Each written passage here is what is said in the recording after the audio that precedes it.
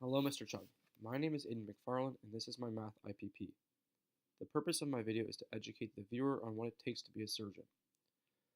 The question I answer throughout my video is what is involved in being a surgeon and what the pathway to becoming one is. Firstly, there are 5 key attributes required to be a surgeon that I have identified. The first is patience. Most surgeries are long and cannot be done in a matter of minutes. As well, some patients may have difficulty communicating with you, so it is important that you are patient in order to allow them to properly communicate any questions or concerns. The second is being an effective leader. Surgeons often work as a part of a team. Surgeries are almost always more than a one-person show, so being able to take up a leadership role is imperative to the success of a surgery. Next is empathy. Having surgery is not often a bright spot in one's life because it is a sign of injury or illness. Being empathetic and understanding towards a patient's circumstances can help the surgeon to make the proper recommendations regarding the patient's options to get better. In addition, confidence is another crucial attribute for a surgeon. During surgery, surgeons are often faced with making life or death decisions with little information available. They must be confident in their knowledge and surgical abilities in order to guide them towards success.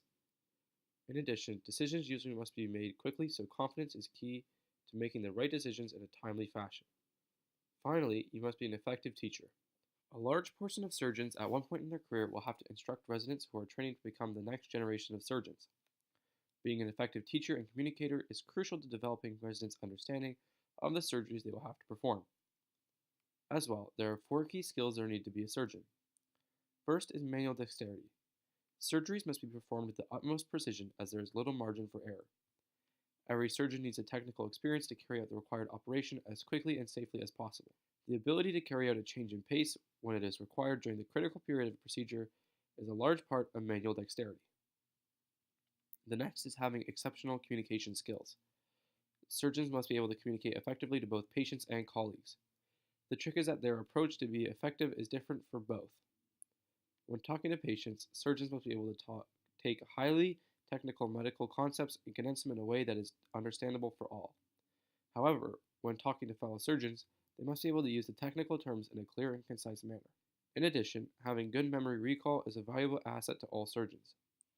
This is because to become a surgeon, one must go through many years of schooling. The knowledge and the skills they obtain from their schooling is crucial to the correct diagnosis and treatment of a patient. Because of this, being able to effectively recall information from past learning is a must. Finally, remaining calm is a huge part of being a surgeon. Surgeons work as a part of a team, and nervous energy can take over the group quickly. Even if it isn't directly the nervous surgeon who is being affected the most, others can experience panicky feelings, which leads to mistakes being made.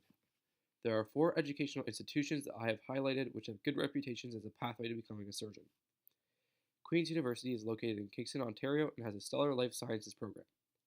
The life science program at Queen's is one of the largest science programs on campus. This is due to the large number of students who intend to pursue a career in medicine that enroll. A standout feature of the life sciences program is its close integration with other large health organizations, such as the Cancer Research Institute and the Center for Neuroscience Studies. In addition, it is well known for its unique blend of disciplines comprised of basic and applied biomedicine. Next is the University of British Columbia, which has its main campus in Vancouver. The Combined Sciences major at UBC is an excellent undergrad program that can help any prospective med school student gain the edge they need to be accepted. This course will give a student an edge in the MCATs because of the foundation it lays. One of the most well-renowned medical schools in Canada is at McGill University. McGill Medical School is a world-renowned program for many reasons.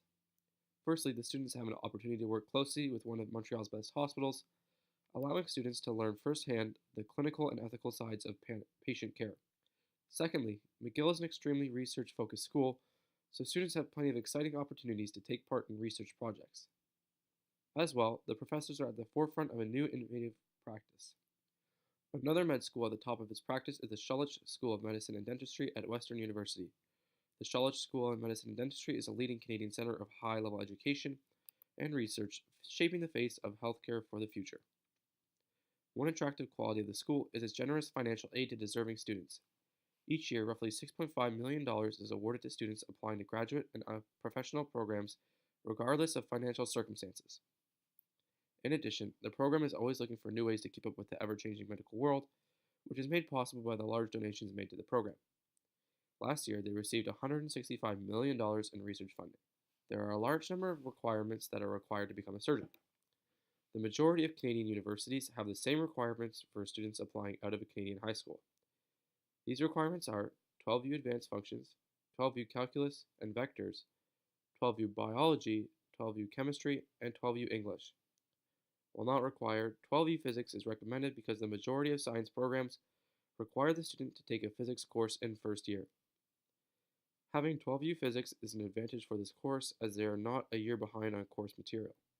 The requirements in university vary greatly depending on which medical school you are applying to, as well as where you live in relation to that school. An undergraduate degree is required to apply to all Canadian medical schools. While a science-focused degree is highly encouraged, it is not a requirement for all. To ensure that applicants have a considerable knowledge of medical subjects and not just a high GPA in their undergrad programs, many medical schools require students to take the Medical College Admission Test, or the MCAT. Having a high GPA and a high MCAT test score is crucial to be accepted for most medical schools. Most science undergrad programs require at least one math course in first year. For example, at Western University, in the Medical Sciences program, one calculus course is required, and another choice between mathematics and applied mathematics is required. After first year, there tends to be less math courses required as they make way for more specialized science courses. Lastly is the salary ranges for general surgeons in Canada. Surgeons who are training as residents generally earn between $44,000 to $80,000 a year. As a general surgeon, the salary range is between $60,000 to $484,000. The average entry-level salary is $112,000. After 10 years of work experience, the average salary increases to $300,000.